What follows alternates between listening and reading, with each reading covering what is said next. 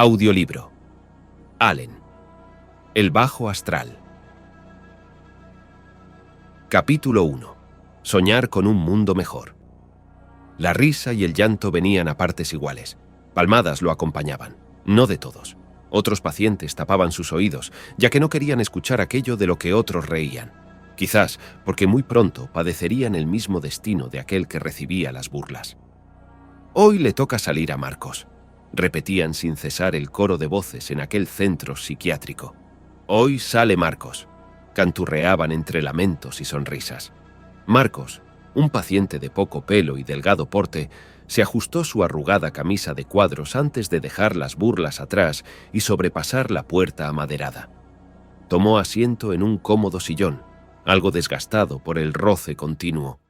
La luz entraba con fuerza en aquella habitación, decorada de un color que destilaba alegría. Una alegría que no llegaba a los corazones de aquellos que se sentaban en el oscuro cuero. «Al parecer hoy le toca salir, Marcos», dijo la psicóloga, escudriñando con sus ojos oscuros el temblar del labio inferior de aquel que oyó aquella afirmación. «Sabes que no tienes que hacerlo», insistió como siempre hacía. «Ya le he dicho que no tengo alternativa. Estoy al límite de mis fuerzas. Necesito salir. A pesar de...» Se tapó la boca. No quería decir su nombre, ya que creía que el simple hecho de pronunciar su designación traería mala suerte. Una suerte que necesitaba, ya que estaba obligado a salir. «Hábleme otra vez de Valgus», preguntó la psicóloga. Un lamento quejoso escapó de los labios de Marcos al oír aquel nombre. Ana le vio hace una semana. Mejor será que hable con ella, doctora Esther. Pero Ana no está aquí, Marcos, así que le tengo que preguntar a usted. Por favor, descríbame de nuevo a ese ser que ve en sus sueños. No son sueños, doctora Esther. Ya se lo he dicho miles de veces. Es un mundo real. Ojalá fueran sueños. Está bien, hábleme de Valgus. Yo solo le vi cuando salí por primera vez. Lo hice, a pesar de que todos me decían que no lo hiciera. Pero aquella noche no tuve alternativa. Era él o los monstruos. Cuando abrí aquella puerta, le vi. Estaba allí, vestido con aquel traje tan elegante. Tocaba el piano, sosteniendo una copa de vino a medio llenar que apoyaba sobre aquel caro instrumento. No paró de tocar a pesar de que yo había entrado irrespetuosamente a su hogar. Eso sería descortés por su parte. Y él odia lo descortés. Cuando le veas, doctora Esther, no te dejes engañar por sus modales ni por su sonrisa. Él solo quiere alimentarse de nosotros. Nunca se sacia. Por eso siempre se lleva el pañuelo a la boca, limpiando su labio inferior, aunque no tenga nada que limpiar.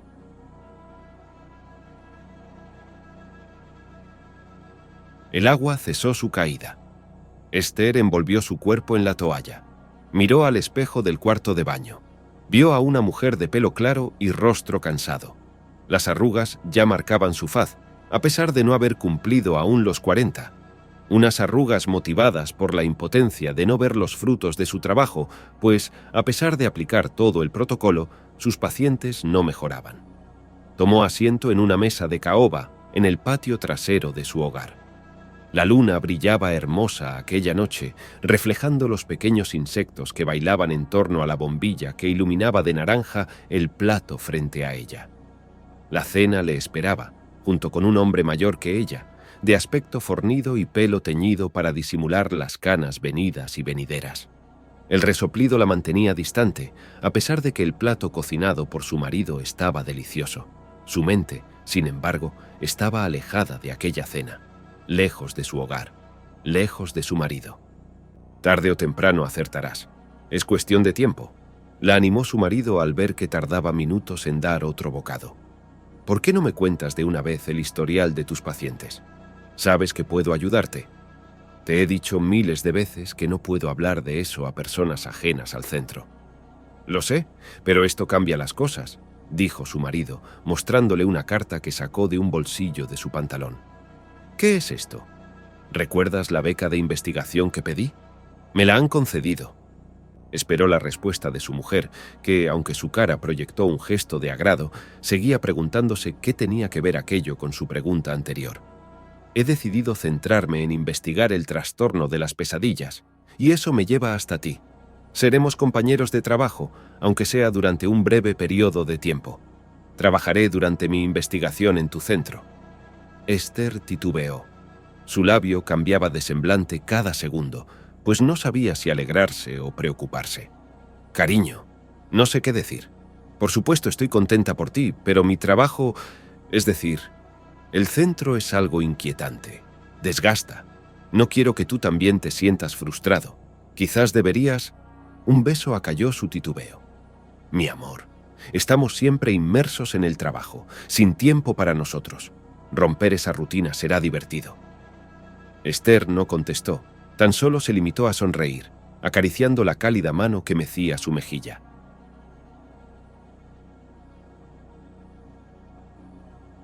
La luz de una nueva mañana entraba por las blancas persianas del centro psiquiátrico, bañando con su radiación la sonrisa de aquel que reía sin saber por qué lo hacía.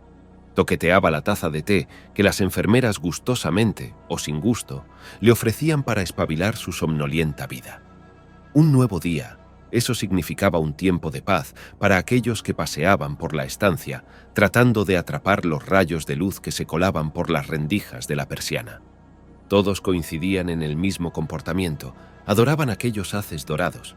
Por eso se recreaban en su calor, transmitiéndoles paz. Un paciente de mirada risueña y flequillo largo, que caía cual cascada ocultando sus ojos como una tupida tela, apartó ésta para fijarse en aquel extraño que se adentró en su reino de locura. «Parecen muy tranquilos», dijo aquel que entraba por primera vez en el recinto. «Sí, lo son las primeras horas del día, pero no se acostumbre. Conforme se va acercando la noche, las cosas cambian», contestó la enfermera de moño recogido y falsa sonrisa mientras abría las puertas para que la nueva incorporación conociera el lugar. «Aún no me ha dicho su nombre». «Me llamo María del Mar, pero si va usted a venir a menudo, llámeme Mar», contestó con una sonrisa aquella enfermera. Su acompañante tampoco supo esta vez si era una sonrisa real o no. Aquella mujer parecía tener el don de la alexitimia. «Don», sonrió. «Llamar don a un trastorno. Solo se me ocurriría a mí», pensó aquel que descubría a nuevos pacientes tras cada apertura de puertas. «Si no voy a llamarle con su nombre de pila, entonces llámeme Fonsi». «De acuerdo, doctor Martín, si me permite llamarle así una última vez». Volvió a sonreír sin hacerlo. La conversación se vio interrumpida, pues no todos los pacientes que entraban en las pupilas de Fonsi estaban alegres en aquella visita a su primer día en el centro. Uno de ellos seguía descansando en la cama. Parecía no querer moverse. «¿Quién es él?», preguntó Fonsi, señalando a aquel que seguía en la cama, mirando con ojos perdidos el fondo de la agrietada pared que hacía frontera con su lecho. «Se llama Marcos. Es uno de mis pacientes favoritos. Siempre está inventando juegos nuevos. No sé por qué estará así hoy». Mar se acercó al paciente. Le acarició el hombro, como lo hace una madre para despertar de su letargo a un hijo, con todo el cariño que precisaba aquel gesto. Pero, a pesar de la insistencia, Marcos seguía quieto, sin querer moverse. Respiraba, pues necesitaba hacerlo, pero nada más. «No le toque», chilló una demente de corta edad y de pelos rizados. Su oscura melena ocultaba una nariz puntiaguda, afilada a la par que sus ojos. «¿Qué son esos modales?», corrigió la enfermera. «No le toque». «Valgus le vio anoche. Valgus le vio anoche», repitió sin parar, alejándose de la habitación como un niño se aleja, mientras zarandea un juguete en su regazo. «¿A qué se refiere?», preguntó Fonsi, intrigado por aquellos dos comportamientos anómalos. «Valgus es... no sé cómo resumirlo. Valgus es el primer y más importante problema con el que se topará, doctor Fonsi». «Fonsi a secas, por favor.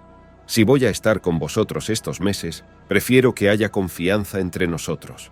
La necesito para trabajar». De nuevo aquella sonrisa vacía. Mar, contoneando sus gruesas caderas, dejó a Fonsi en la puerta de su despacho, pues el tour había acabado. El despacho era muy pequeño, oscuro y de colores tristes. Fonsi resopló, pues no era para nada su estilo. Se quedó unos segundos de pie, girando su cuello de un lado para otro, pensando si le permitirían cambiar algo de la habitación que se convertiría en su compañera de trabajo. «Sé que no es a lo que estás acostumbrado, cariño». dijo Esther, la cual había entrado sin hacer ruido. No te preocupes, pero sí os pediré algunos cambios. Este ambiente no es bueno para los pacientes, ni para mí, dijo mientras besaba a su esposa y ahora compañera. Fonsi, mientras estemos aquí, intenta no ser tan cariñoso. Sé que te será difícil, pero por favor, hazlo por mí. Me sentiría incómoda si nos ven. No tiene nada de malo. De hecho, creo que fomentaría un ambiente más propenso. Continuó a pesar de notar los gestos de desaprobación que su mujer mostraba de manera inconsciente. Pero lo haré. Al fin y al cabo, aquí eres mi jefa. Guiñó un ojo. Esther rió, elevando su mentón. Muy bien, empleado novicio. Voy a hablar con un paciente. ¿Le gustaría asistir a la charla? Así le pondría en contexto de la situación. Dudo que quieran abrirse con un desconocido, pero, estando yo, podrás adentrarte en sus mentes con mayor rapidez. Fonsi asintió, siguiendo el juego jefa-empleado. Antes de abrir la puerta de su despacho para salir, una cachetada golpeó el trasero de Esther. Fue el último gesto fuera de protocolo que Fonsi ejercería.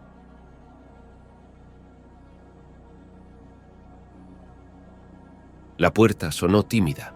La mano del orate precedió a un rostro con ojeras, abriendo con lentitud la puerta. «Pasa, Hugo», dijo Esther, sentada en su despacho iluminado con una cantidad de luz natural desproporcionada. Las paredes de aquel despacho, localizado en la planta más alta del centro psiquiátrico, estaban recubiertas de amplias ventanas. La luz lo cubría todo a su paso. Por eso, Hugo se llevó las manos a sus ojos ojerosos al entrar. Su ropaje oscuro desentonaba con su pálida piel. Sus negros iris se perdieron en lo único inusual de aquella estancia, el hombre que estaba sentado en una silla al fondo de la sala, analizando con ojo clínico cada rincón de su cuerpo. Por eso, Hugo gruñó, intentando apartarse de la mirada de aquel desconocido. «No te preocupes, Hugo. Él es el doctor Fonsi. Será un nuevo amigo para todos en el centro», dijo Esther con un tono de voz empleada a niños pequeños. Hugo se dirigió con evasivos movimientos hacia el sofá que estaba en el centro del despacho, evitando la mirada de aquella nueva persona, sin éxito. «Hugo es un genio», empezó la terapia Esther, tratando de calmar la incomodidad de su paciente. «Le encanta dibujar. Y no tiene miedo de hacerlo. Adoro que alguien de su edad no tenga reparo en expresarse de esa forma tan hermosa». Fonsi abrió la ficha de aquel paciente. Vio que su edad era de 48 años. La descripción rezaba que padecía, entre otras enfermedades, un trastorno leve del habla, cuyo procedimiento era la fomentación de la misma a través de los dibujos que realizaba con crayones. «Hugo, sé que tienes unos dibujos preparados de las noches anteriores. Me han dicho que otra vez te has quedado en Resguardo King esta semana, pero hoy vamos a hacer algo diferente. Me gustaría que empezáramos de nuevo. Vamos a hablarle a Fonsi sobre Resguardo King. ¿Por qué no le cuentas cómo es aquel lugar?» «No sé», respondió Hugo, rebuscando entre los numerosos dibujos que arrastraba entre sus delicadas manos, siempre manchadas de colores. «Voy a ser más específica. Dile a Fonsi cómo viajas a Resguardo King». Hugo encontró lo que buscaba, un dibujo entre sus manos. Extendió su brazo. Esther recogió aquello que su paciente le ofrecía. En el dibujo aparecía la fachada del centro psiquiátrico, pero un tanto distinta. Los colores eran oscuros. La vegetación cubría los ladrillos vistos, una vegetación que parecían garras que escalaban por cada grieta hasta devorar la pared a su paso. Todo el color y la luminosidad que presentaba el centro psiquiátrico estaba distorsionada en el dibujo. Ese hecho culminó con el nombre del centro, pues no era como el que se visionaba al entrar en sus lindes. El centro psiquiátrico, Dr. Gaona, fue sustituido por otro nombre en aquel dibujo, Resguardo King. ¿Puedo enseñarle el dibujo a Fonsi? Hugo asintió de manera tímida. Fonsi escudriñó aquel dibujo, arqueando las cejas. «Ya que empezáis a ser amigos, cuéntale a Fonsi cómo llegas a Resguardo King». «Siempre voy a Resguardo King por las noches. Cuando cierro los ojos y me duermo, despierto allí. Es fácil llegar, pero cuesta mucho, mucho, mucho salir», respondió Hugo, rebuscando en sus manos otro de sus dibujos. «¿Siempre sueñas lo mismo, Hugo?». Hugo asintió repetidas veces. ¿Todas las noches?, preguntó Fonsi, provocando que Hugo dejara de buscar entre sus dibujos para mirar a Esther con ojos de incomodidad.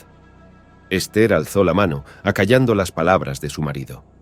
«Hugo, dime otra vez el nombre de tus compañeros en Resguardo King», dijo con ternura Esther, calmando la inseguridad del paciente. «Karen, Linda, Samuel, Oliver y Ricardo. Karen, Linda, Samuel, Oliver y Ricardo», repetía sin cesar, como si releyera en su mente una lista de asistencia. «Háblame de Karen. ¿La conocías antes de verla en Resguardo King?», preguntó Esther. Hugo asintió. «Karen es Valeria», respondió Hugo. «¿La misma Valeria de este centro?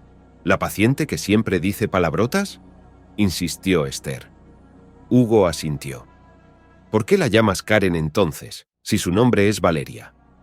«Porque Karen es su nombre de noche y Valeria es su nombre de día». «¿Se parecen Karen y Valeria físicamente?». Hugo negó con la cabeza. «Valeria es bajita y regordeta. Karen es alta y fuerte, muy fuerte, muy fuerte. Ella es capaz de levantar una mesa con solo una mano, pero Karen y Valeria son la misma persona. Mira, mira, mira». Extendió de nuevo el brazo, sosteniendo en sus manos otro dibujo. El dibujo estaba viñeteado, parecido a un cómic. En cada cuadrícula mostraba una mujer poderosa, elevando una mesa con su brazo. Conforme las cuadrículas avanzaban, la mesa descendía, pues parecía que la mujer perdía fuerzas. La endeblez estaba causada por una mancha negra, cuya figura amorfa estaba pegada a una especie de cordón luminoso que salía del ombligo de Karen. Aquella mancha negra no parecía tener una forma definida en el dibujo, salvo por una característica: una boca parecía succionar aquel hilo de luz. «Háblame de esta mancha negra que dibujaste», dijo Esther mientras ofrecía a Fonsi el nuevo dibujo. Hugo encogió su cuerpo. Negó con la cabeza. «Hugo, repite lo que siempre te digo, por favor», dijo Esther con ternura.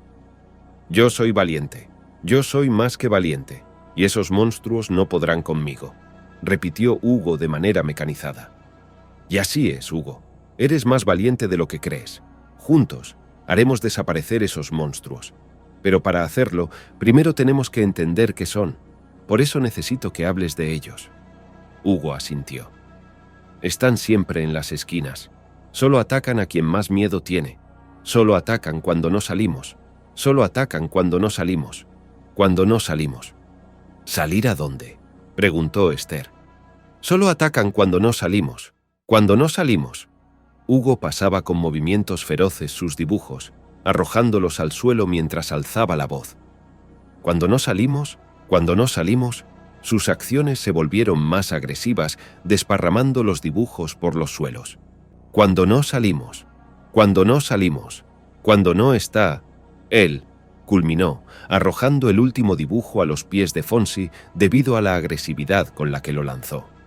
«Está bien, Hugo, hemos terminado por hoy. Ve con Valeria a jugar. Hoy te has portado de manera muy valiente», calmó Esther, llevando de los hombros a un Hugo sobreexcitado. Fonsi se quedó solo en el despacho de su pareja. Solo pero acompañado, pues aquel último dibujo le atraía con la voz de su curiosidad. Alzó aquella pintura, una pintura que reflejaba a un hombre elegante, trajeado, cuya mano arrastraba un pañuelo, limpiando su labio inferior.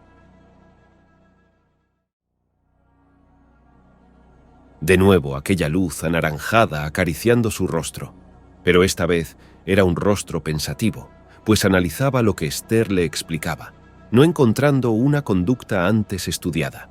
El postre de aquella cena descansaba sobre la mesa.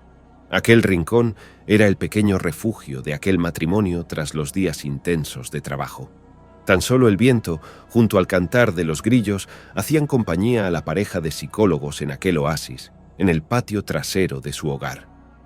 No tiene sentido que todos tengan el mismo sueño. Hay que encontrar el paciente cero. Tuvo que ser alguien carismático, alguien que haya influenciado en ellos, implantando en sus mentes esa fantasía, dijo Fonsi, arrojando al césped los historiales de cada paciente, releídos una y otra vez. «Hace un tiempo que dejé de llamarles sueños», titubeó Esther, rompiendo la barrera que separa su raciocinio y la realidad. Les he separado infinidad de veces, impidiendo que interactúen entre ellos. Y siempre que lo hago, todos dan la misma versión del sueño de la noche anterior, acertando hasta el más escrupuloso detalle. Es como si estuvieran interconectados a través de aquel sueño común. Fonsi miró los ojos inquietos de Esther, no creyendo sus palabras.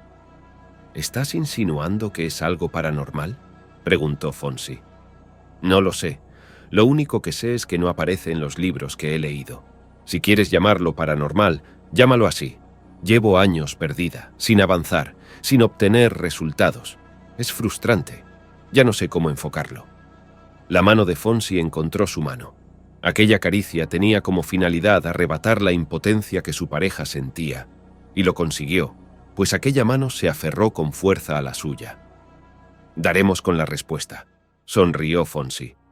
Ahora cuéntame cómo abordas la situación. ¿Cómo les tratas? Está bien, dijo Esther, tumbada sobre el césped. Miró las estrellas, acurrucada junto a su compañero de vida. Hay un montón de sentimientos que abordar en ellos, pero el que más destaca es el miedo, sobre todo en los pacientes recién ingresados. Los monstruos, como ellos los llaman, tienen predilección por aquellos que más temen al sueño. Me centro en abordar ese miedo y al parecer obtengo resultados, pues a los que trato para combatir ese miedo despiertan menos agotados. Ese tratamiento es solo paliativo. Habría que estudiar qué es ese sueño y cómo eliminarlo. ¿Y cómo pretendes hacer eso?, preguntó Esther. Convirtiéndome en un paciente más. Lo siento, cariño, pero es tan solo producto de una imaginación colectiva. No es real, y se lo mostraré. Les haré ver que no puedo ir al mundo al que creen viajar cada noche. Mañana dormiré en el centro con ellos. Las sillas estaban colocadas en una posición particular, pues no era común para Esther hacer un tratamiento colectivo. Pero Fonsi insistió. Esta noche es una noche especial, dijo Esther con una sonrisa forzada. Vamos a hacer algo inusual, algo así como un juego. Los 6 pacientes del centro aplaudieron antes de saber por qué. Pablo se sobreexcitó al oír la palabra juego. Ana se tiró de los pelos para repeinarse segundos después. Valeria taponó un grito con sus manos, las cuales temblaron, no pudiendo retener otro gruñido que dejó escapar de la emoción. Hugo se escondió detrás de sus dibujos. Maika golpeó a Marcos en el brazo para hacerle ver que a ella también le gustaban los juegos, para poco después acariciar su hombro, pidiéndole perdón. Esta noche Fonsi se quedará a dormir con vosotros. De esa manera podréis enseñarle cómo sois en el sueño, culminó Esther. Mas el silencio brotó. Toda actividad cesó por completo. Las 6 cabezas, que segundos antes se movían intrépidas, ahora estaban fijas en aquel que tragó saliva, pues aquella estampa ponía los pelos de punta. Hoy voy a mostraros la verdad, chicos, rompió el silencio Fonsi. Sé que tenéis miedo de dormir, pero no hay nada por lo que temer, porque ese mundo no es real, y eso es fantástico. Quiso alegrar el ambiente, que había quedado espolvoreado de silencio e incertidumbre. Fantástico porque significa que esos monstruos no existen. No despertaréis cansados nunca más. En las caras de los 6 empezaron a brotar unas sonrisas. Eso significa que podréis soñar con lo que queráis. Por ejemplo, unas vacaciones en la playa, con el viento meciendo vuestra camisa de seda a la sombra de las palmeras. ¿No es mejor soñar con eso? Las cabezas asintieron al unísono, deseando vivir algo así. Dormiré con vosotros, y mañana os relataré mi sueño. Me apetece soñar con una excursión, y en ese sueño estaréis vosotros, acompañándome. Los aplausos volvieron, la alegría rebrotó, las sonrisas se moldearon, todas las sonrisas, incluida la de Esther, pues aquella terapia era una vía nueva por explorar. Aquello hizo que sus esperanzas volvieran a nacer. Por eso sonrió, como una paciente más. Fue la primera noche en la que los pacientes estaban deseosos de adentrarse en las sábanas. Por fin sus vidas iban a cambiar, y todo gracias al nuevo doctor, gracias a su nuevo amigo, que les enseñaría el camino de salida de aquel horrible mundo. No, vete a casa, cariño, No va a pasarme nada. Dormiré en el sofá de mi despacho, con la llave echada, así que no tienes nada de lo que preocuparte. Y la besó. Esther se rindió, fruto del cansancio y de aquellas palabras tranquilizadoras. Aún así, fue ella quien cerró la puerta de entrada al centro, trabajo que siempre realizaba Mar, y partió, sabiendo que aquella noche dormiría sola, pero con la esperanza de que fuera un punto de inflexión en su vida laboral. Fonsi cerró la puerta de su despacho con llave, después de mandar a la cama a unos insistentes pacientes, los cuales estaban excitados por aquella rotura en su rutina. El silencio le abordó. Siempre es difícil dormir en un lugar poco común. El tic-tac del reloj sonaba como tambores, restallando contra el minutero. Suspiró y cerró los ojos, pensando en la historia que tendría que inventar al despertar para eliminar de una vez por todas aquella tétrica fantasía. El sueño le abrazó. El tiempo fluyó, como fluye cuando el cuerpo no está consciente, y esa consciencia vino cuando los rayos de sol de la mañana llamaron a la puerta de sus párpados. Despertó. La luz penetró por las persianas de su despacho. Una luz débil, como si el sol tuviera miedo de alumbrar con sus rayos aquella sala. A pesar de la penumbra, Fonsi pudo distinguir los colores tan vivos que desprendía el cuadro de flores en la pared. Curioso, no recordaba que tuviera una pintura tan potente. Bostezó, buscando la camisa que dejó en la silla la noche anterior. Mas, cuando alzó el brazo para recogerla, notó que las venas de su brazo se dilataban con agresividad. Notó que lo producía, pues un dolor intenso se clavó en su pecho, provocando que su corazón bombeara fluido con fervor. Sus ojos se abrieron tanto que dolía. Su boca tartamudeó, pues dejó escapar aire, queriendo emitir un sonido más potente que aquel débil gruñido.